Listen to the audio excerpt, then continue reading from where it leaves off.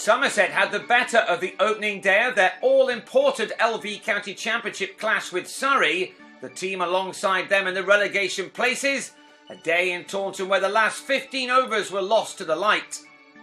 Gareth Batty decided that the best thing to do on this ground would be to be in the field for the fourth innings of this crucial contest, and so he decided to bat after calling correctly at the toss. Along with Rory Burns, the visitors gave a first-class debut to 18-year-old Dominic Sibley, and these two made a steady enough start with an opening stand of 31 in the first hour. Sibley's debut innings ended on 10 when he was hit on his pads right in front of his stumps by Craig Macheda, the most impressive of the Somerset attack. Hashim Amla had only just arrived back in the country after flying back into London from South Africa, and his innings lasted just 5 balls.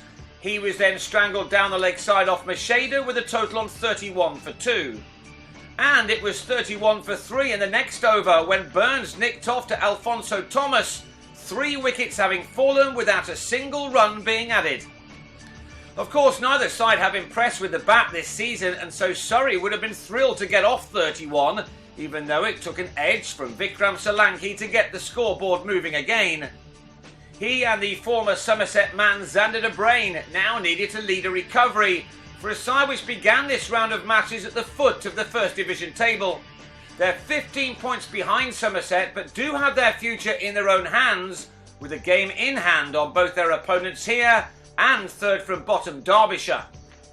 They were starting to go okay, but then on the stroke of lunch, Solanki on 14 was hit on the back foot by Piyush Chawla and was plumb LBW.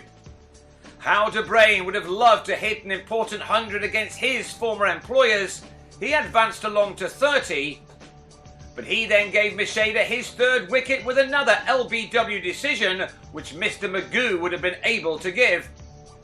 That left Surrey on 81 for 5, and the play then came to a standstill pretty much. Stephen Davis had 1 or 2 moments, with a fine flick flying just wide of Craig Kieswetter, while he was also beaten on more than one occasion outside his off stump. His partner Zafar Ansari took 42 balls before doing this to get off the mark, but his agonising innings was ended on 8 when he edged his 70th delivery, bowled by Peter Trigo, to Kieswetter, who clung on well behind the stumps.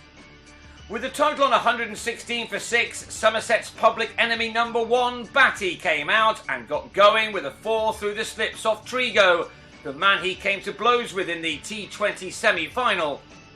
In the end, Batty top scored with 39, with Davis making 38 and Stuart Meeker hitting a sprightly 30, which saw Surrey end the first day on 195 for 8. The later weather provided problems with our camera at the ground, but let's hope there is improvement for day 2, which will be another important one for both teams.